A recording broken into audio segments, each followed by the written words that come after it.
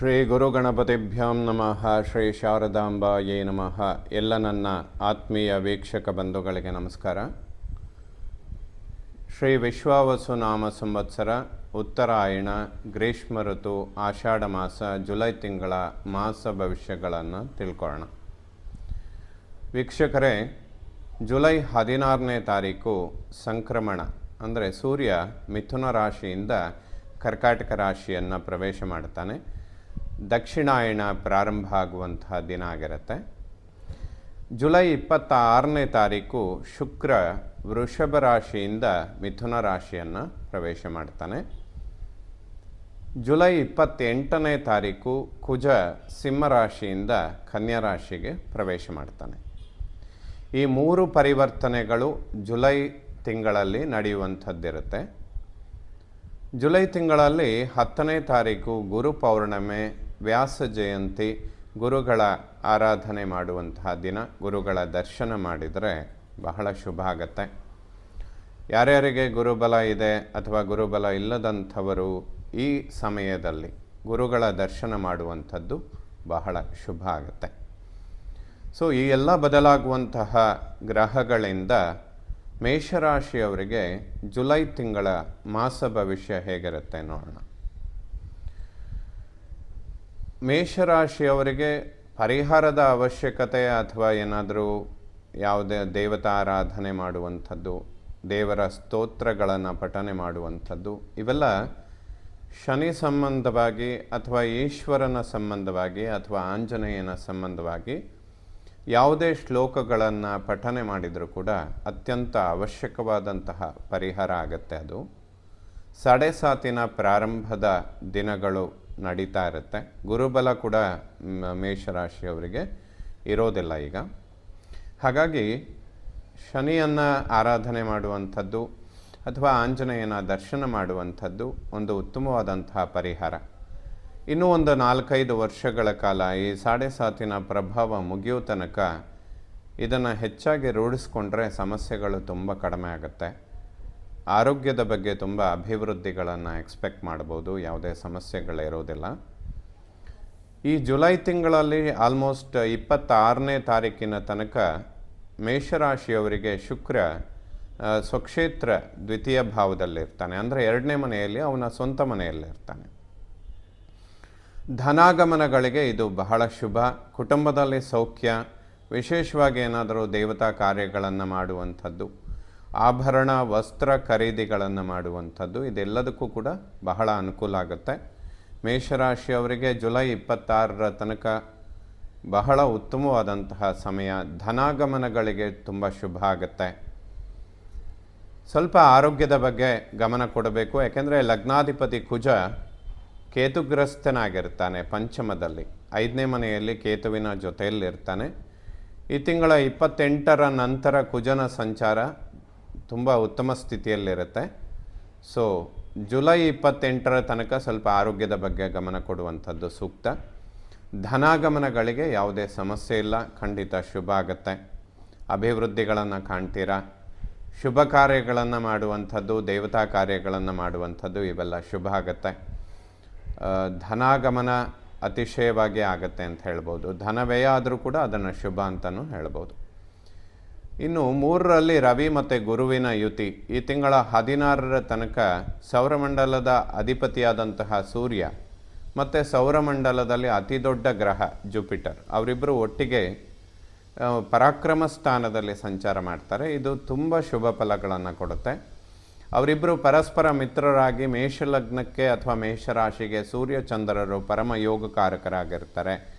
ಅವರ ಜೊತೆಯಲ್ಲಿ ಗುರುವಿನ ಸಂಬಂಧ, ಅದರಲ್ಲೂ ಕೂಡ ಪಂಚಮ 5ನೇ ಮನೆಯ ಅಧಿಪತಿಯಾದ ಸೂರ್ಯ, 9ನೇ ಮನೆಯ ಅಧಿಪತಿಯಾದ ಗುರು, ಅವರಿಬ್ಬರು ಪರಾಕ್ರಮದಲ್ಲಿ ಸೇರುವಂಥದ್ದು ಖಂಡಿತ ಶುಭ ಆಗುತ್ತೆ. ಯಾವುದಾದ್ರೂ ಸರ್ಕಾರಕ್ಕೆ ಸಂಬಂಧಪಡುವಂತಹ ಉದ್ಯೋಗದ ನಿರೀಕ್ಷೆಗಳು, ಕಾಂಟ್ರಾಕ್ಟ್ಗಳು ಅಥವಾ ಯಾವುದಾದ್ರೂ ಒಂದು ಉನ್ನತ ಸ್ಥಾನಮಾನ, ವಿದ್ಯೆಯಲ್ಲಿ ಅದ್ಭುತವಾದಂತಹ ಸಾಧನೆ, ಇದೆಲ್ಲದಕ್ಕೂ ಕೂಡ, ಅದರಲ್ಲೂ ಕೂಡ ಸರ್ಕಾರಕ್ಕೆ ಸಂಬಂಧಪಟ್ಟಂತಹ ವಿಚಾರಗಳಲ್ಲಿ ಯಶಸ್ಸನ್ನು ಕಾಣೋದಕ್ಕೆ ಈ ಜುಲೈ 16ರ ತನಕ ಮೇಷರಾಶಿಯವರಿಗೆ ಬಹಳ ಉತ್ತಮವಾದಂತಹ ಸಮಯ. ಯಾವುದೇ ಸರ್ಕಾರಕ್ಕೆ ಸಂಬಂಧಪಡುವಂತಹ ಕಾಂಟ್ರಾಕ್ಟ್ಗಳಿದ್ದರೆ ಅಥವಾ ಬ್ಯಾಂಕ್ ಲೋನ್ಗಳನ್ನು ಎಕ್ಸ್ಪೆಕ್ಟ್ ಮಾಡ್ತಾ ಇದ್ದರೆ ಬಹಳ ಸಮಯದಿಂದ, ಈಗ ಅದು ಅನುಕೂಲಕ್ಕೆ ಬರುತ್ತೆ. ಜುಲೈ 26ರ ತನಕ ಶುಕ್ರನು ಕೂಡ ಧನಕಾರಕನಾಗಿ ಧನಸ್ಥಾನದಲ್ಲೇ ಅವನ ಸ್ವಕ್ಷೇತ್ರ ಸ್ವಂತ ಮನೆಯಲ್ಲಿರ್ತಾನೆ. ಸೊ ಈ ಕಾಂಬಿನೇಷನ್ಗಳು ವರ್ಷದಲ್ಲಿ ಒಮ್ಮೆ ಮಾತ್ರ ಬರುತ್ತೆ. ಮೇಷರಾಶಿಗೆ ಜುಲೈ ತಿಂಗಳು ಬಹಳ ಶುಭ ಸಮಯ ಹಣಕಾಸಿನ ವಿಚಾರಗಳಿಗೆ ಸಂಬಂಧಪಟ್ಟಂತೆ.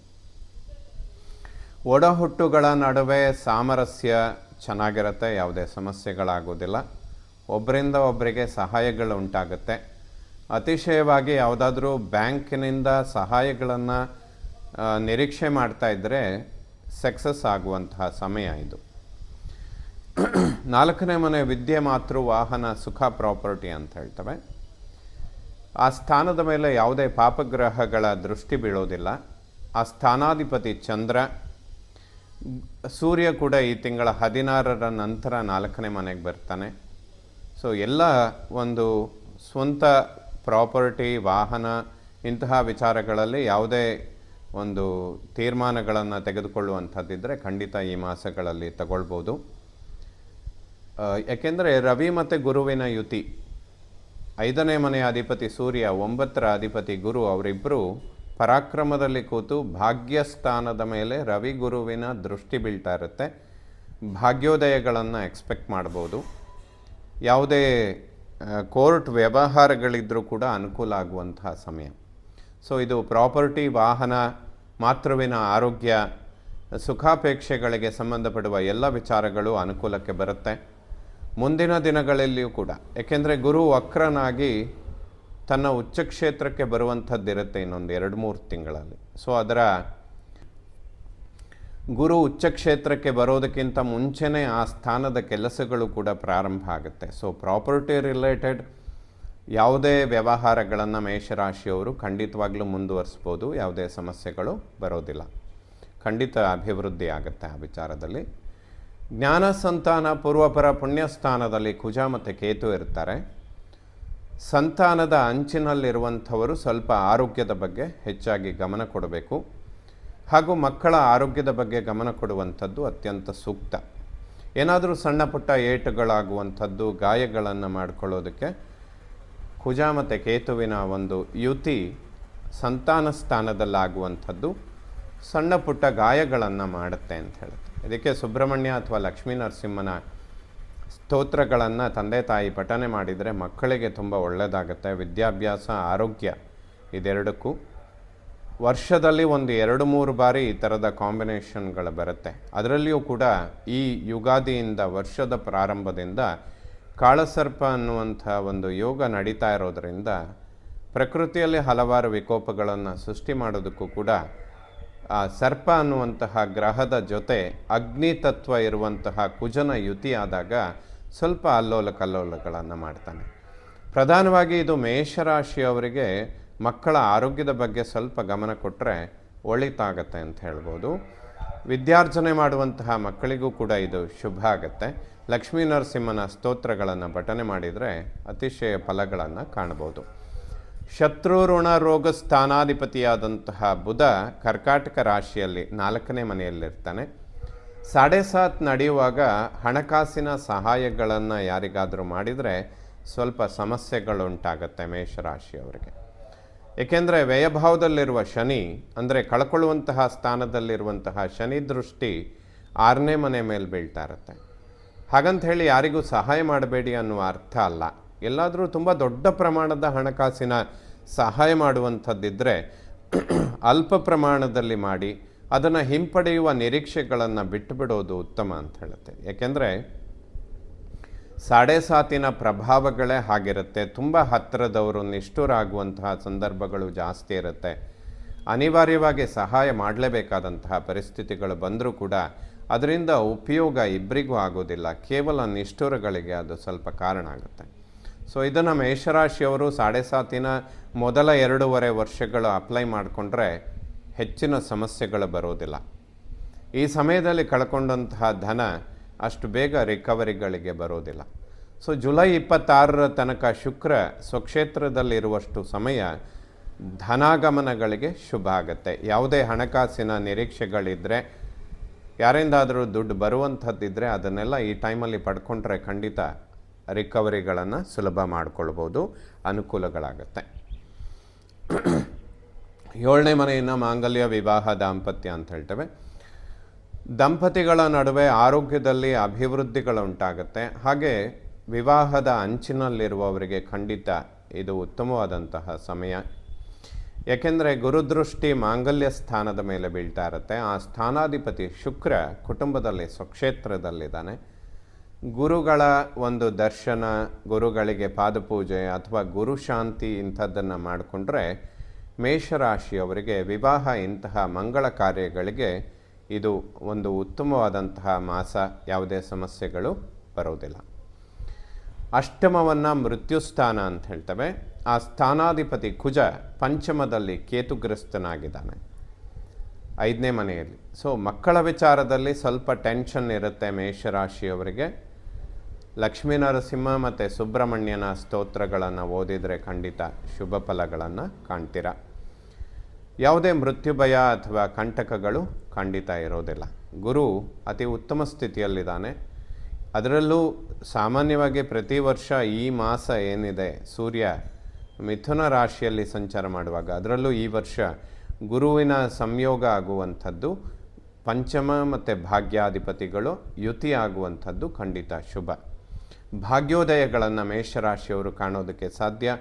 ಪಿತೃವಿನ ಒಂದು ಅನುಗ್ರಹ, ಆಶೀರ್ವಾದ ಮೇಷರಾಶಿಯವರಿಗೆ ಬಹಳ ಚೆನ್ನಾಗಿರುತ್ತೆ. ಯಾವುದೇ ಪಿತ್ರಾರ್ಜಿತ ಆಸ್ತಿ ಅಥವಾ ಪ್ರಾಪರ್ಟಿ ಇದನ್ನು ಇತ್ಯರ್ಥ ಮಾಡಿಕೊಳ್ಳೋದು, ಇವೆಲ್ಲ ಈ ಮಾಸಗಳಲ್ಲಿ ಖಂಡಿತ ಶುಭ ಆಗುತ್ತೆ. ಇದಕ್ಕಿಂತ ಬೆಟರ್ ಟೈಮ್ ಸಿಗೋದೇ ಇಲ್ಲ ಅಂತ ಹೇಳ್ಬೋದು. ಸಂಪೂರ್ಣ ಈ ವರ್ಷದಲ್ಲಿ ಇದು ಒಂದು ಉತ್ತಮವಾದಂತಹ ಸಮಯ. 10ನೇ ಮನೆ ಕರ್ಮ ಉದ್ಯೋಗ ಸ್ಥಾನ. ಮೇಷರಾಶಿಯವರು ಯಾರೆಲ್ಲ ಹೊಸ ಉದ್ಯೋಗದ ಅನ್ವೇಷಣೆಯಲ್ಲಿರ್ತೀರಾ ಅಥವಾ ಉದ್ಯೋಗದ ಪರಿವರ್ತನೆಗಳನ್ನು ನಿರೀಕ್ಷೆ ಮಾಡ್ತಾ ಇರೋವರಿಗೆ ಈ ಮಾಸ ಖಂಡಿತ ಶುಭ ಆಗುತ್ತೆ.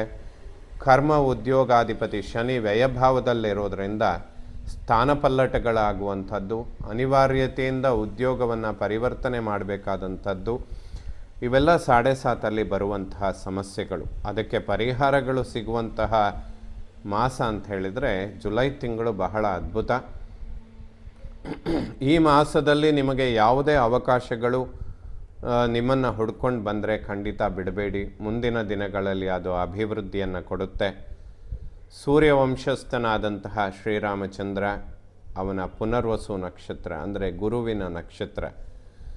ಸೊ ಸೂರ್ಯ ಯಾವಾಗ ಗುರುವಿನ ಯುತಿಯಲ್ಲಿ ಬರ್ತಾನೆ, ಒಂದು ಅದ್ಭುತವಾದ ಕರ್ಮದ ಯೋಗಗಳನ್ನು ಕೊಡ್ತಾನೆ ಅಂತ ಹೇಳ್ಬೋದು. ಹಾಗಾಗಿ ಉದ್ಯೋಗದ ಬಗ್ಗೆ ಯಾರೇ ಮೇಷರಾಶಿಯವರು ಪ್ರಯತ್ನಗಳನ್ನು ಮಾಡ್ತಾ ಇದ್ದರೆ ಈ ಮಾಸಗಳಲ್ಲಿ ಯಾವುದೇ ಆಪರ್ಚುನಿಟಿಗಳು ಬಂದರೂ ಕೂಡ ಅದನ್ನು ಕೈಗೆತ್ಕೊಳ್ಳೋದು ಖಂಡಿತ ಶುಭ ಆಗುತ್ತೆ. ಮುಂದಿನ ದಿನಗಳಲ್ಲಿ ಅದು ಅಭಿವೃದ್ಧಿಗಳನ್ನು ಖಂಡಿತ ಕೊಡುತ್ತೆ. 7.5 ಪ್ರಭಾವಗಳು ಅನಿವಾರ್ಯವಾಗಿ ಉದ್ಯೋಗದ ಪರಿವರ್ತನೆಗಳನ್ನು ತಂದೊಡ್ಡುತ್ತೆ. ಇದು ಮೇಷರಾಶಿಯವರಿಗೆ ಪ್ರಪ್ರಥಮವಾಗಿ ಬರುವಂಥದ್ದು. ಮತ್ತು ಯಾವುದೇ ಹೂಡಿಕೆಗಳನ್ನು ಮಾಡುವಂಥದ್ದಿದ್ದರೆ ಸ್ವಲ್ಪ ವಿಮರ್ಶೆ ಮಾಡಿಕೊಂಡ್ರೆ ಖಂಡಿತ ಶುಭ. ಲಾಭಸ್ಥಾನದಲ್ಲಿ ರಾಹು ಅವನ ಮೇಲೆ ಗುರು ದೃಷ್ಟಿ ಅನ್ನುವಂಥದ್ದು ಬೀಳ್ತಾ ಇದೆ. ಇದನ್ನು ವಿಶೇಷವಾಗಿ ಒಂದು ಕೋದಂಡ ರಾಹು ಯೋಗ ಅಥವಾ ಕೋದಂಡರಾಮ ಯೋಗ ಅಂತ ಹೇಳ್ತೇವೆ. ಶೇರ್ ವ್ಯವಹಾರಗಳನ್ನು ಮಾಡುವಂಥವರಿಗೆ ಒಂದು ಉತ್ತಮವಾದಂತಹ ಸಮಯ ಇದು. ಮುಂದಿನ 2-3 ತಿಂಗಳ ಆಲ್ಮೋಸ್ಟ್ ಇನ್ನೊಂದು 2 ತಿಂಗಳ ನಂತರದಲ್ಲಿ ಇದೆಲ್ಲ ಅಭಿವೃದ್ಧಿಗಳನ್ನು ಪಡ್ಕೊಳ್ಳುತ್ತೆ. ಆದ್ದರಿಂದ ಮೇಷರಾಶಿಯವರು ಸ್ವಲ್ಪ ವಿಮರ್ಶೆ ಮಾಡಿಕೊಂಡು ಇನ್ವೆಸ್ಟ್ಮೆಂಟ್ಗಳನ್ನು ಮಾಡಿದರೆ ಖಂಡಿತ ಅನುಕೂಲಗಳನ್ನು ಕಾಣ್ತೀರ. ಪರ್ಟಿಕ್ಯುಲರಾಗಿ ಈ ತಿಂಗಳ 26ನೇ ತಾರೀಕಿನ ತನಕ ಮೇಷರಾಶಿಯವರಿಗೆ ಬಹಳಷ್ಟು ಧನಲಾಭಗಳನ್ನು ನಿರೀಕ್ಷೆ ಮಾಡ್ಬೋದು. ವ್ಯಯಭಾವವನ್ನು ಮೋಕ್ಷ ಸ್ಥಾನ, ಶನಿ 12ರಲ್ಲಿದ್ದಾನೆ, ಅವನ ಮೇಲೆ ಕುಜನ ದೃಷ್ಟಿ ಬೀಳ್ತಾ ಇರುತ್ತೆ. ಕುಜ ಮತ್ತು ಶನಿ 2 ಪಾಪಗ್ರಹಗಳ ಯುತಿ ಅಥವಾ ಒಬ್ರನ್ನೊಬ್ಬರು ನೋಡಿಕೊಳ್ಳುವಂಥದ್ದು ಸ್ವಲ್ಪ ಆರೋಗ್ಯದ ಮೇಲೆ ಅಥವಾ ಮೂಳೆಗಳು, ನರಗಳಿಗೆ ಸಂಬಂಧಪಡುವ ಆರೋಗ್ಯದ ಸಮಸ್ಯೆಗಳು ಇದೆಲ್ಲ ಬರೋದಕ್ಕೆ ಕಾರಣಗಳಿರುತ್ತೆ. ಅದಕ್ಕೆ ಈ ವಿಡಿಯೋವಿನ ಪ್ರಾರಂಭದಲ್ಲೇ ಹೇಳಿದ್ದೇನೆ, ಇನ್ನೊಂದು 4-5 ವರ್ಷಗಳ ಕಾಲ 7.5 ಪ್ರಭಾವಗಳನ್ನು ಕಡಿಮೆ ಮಾಡಿಕೊಳ್ಳೋದಕ್ಕೆ ಈಶ್ವರ ಮತ್ತು ಆಂಜನೇಯನ ಆರಾಧನೆ, ಸ್ತೋತ್ರಗಳನ್ನು ಪಠನೆ ಮಾಡುವಂಥದ್ದು, ತಿಂಗಳಿಗೊಮ್ಮೆ ಈಶ್ವರನ ದರ್ಶನ ಮಾಡಿದರೆ ಅದು ಕೂಡ ಸೋಮವಾರದ ದಿವಸ ಶುಭ ಆಗುತ್ತೆ. ಒಟ್ಟಿನಲ್ಲಿ ಜುಲೈ ತಿಂಗಳ ಗ್ರಹಗಳ ಚಲನೆ ಅನ್ನುವಂಥದ್ದು ಮೇಷರಾಶಿಯವರಿಗೆ ಖಂಡಿತ ಅನುಕೂಲಗಳನ್ನು ಮಾಡಿಕೊಡುತ್ತೆ. ಧನಾಗಮನ, ಕುಟುಂಬದಲ್ಲಿ ಸೌಖ್ಯ, ನೆಮ್ಮದಿ, ಹಣಕಾಸಿನಲ್ಲಿ ಅಭಿವೃದ್ಧಿ, ಬ್ಯಾಂಕ್ ಲೋನ್ಗಳನ್ನು ಎಕ್ಸ್ಪೆಕ್ಟ್ ಮಾಡ್ಬೋದು. ಉದ್ಯೋಗದ ಪರಿವರ್ತನೆಗಳು, ಗೌರ್ಮೆಂಟ್ ಜಾಬ್ ಅಥವಾ ಸರ್ಕಾರಕ್ಕೆ ಸಂಬಂಧಪಟ್ಟಂತಹ ಕಾಂಟ್ರಾಕ್ಟ್ಗಳು, ವ್ಯವಹಾರಗಳು ಯಶಸ್ಸನ್ನು ಕಾಣುತ್ತೆ. ವಿದ್ಯಾರ್ಜನೆ ಮಾಡುವಂತಹ ಮಕ್ಕಳಿಗೆ ಸ್ವಲ್ಪ ಹಿನ್ನಡೆ, ಆರೋಗ್ಯದ ಬಗ್ಗೆ ಗಮನ ಕೊಡಿ. ಸ್ನೇಹಿತರು ಯಾವುದೇ ಹೊಸ ಇನ್ವೆಸ್ಟ್ಮೆಂಟ್ಗಳು ಅಥವಾ ಯಾರಿಗೂ ಧನ ಸಹಾಯಗಳನ್ನು ಸಾಡೆಸಾತಿನ ಪ್ರಾರಂಭದ ದಿನಗಳಲ್ಲಿ ಮಾಡಬೇಡಿ. ಇದಿಷ್ಟು ಜುಲೈ ತಿಂಗಳ ಒಂದು ಮಾಸ ಭವಿಷ್ಯ ಆಗಿರುತ್ತೆ ಮೇಷರಾಶಿಯವರಿಗೆ. ಎಲ್ಲ ನವಗ್ರಹಗಳು ಕೂಡ ಶುಭ ಫಲಗಳನ್ನೇ ಕೊಡುವಂಥವರಾಗಲಿ. ಶ್ರೀ ಶಾರದಾ ಪರಮೇಶ್ವರಿಯ ಸಂಪೂರ್ಣ ಅನುಗ್ರಹ ಎಲ್ಲ ನನ್ನ ವೀಕ್ಷಕ ಬಂಧುಗಳ ಮೇಲಿರಲಿ. ಶುಭವಾಗಲಿ ವೀಕ್ಷಕರು.